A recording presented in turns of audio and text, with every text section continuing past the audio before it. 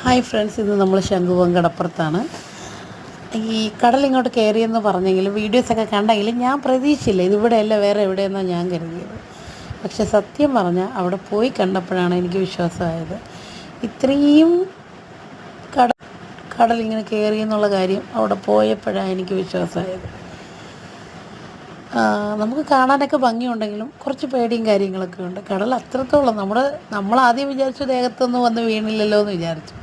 പക്ഷെ നമ്മുടെ ദേഹത്തൊക്കെ ഫുള്ള് നനഞ്ഞാണ് ഞങ്ങൾ അവിടെ നിന്ന് വന്നത്. നല്ല രസമായിരുന്നു. പിന്നെ അവിടുത്തെ കടകളിലൊക്കെ കയറി പാനിപൂരിയും ഒക്കെ കഴിച്ചു ഞങ്ങൾ.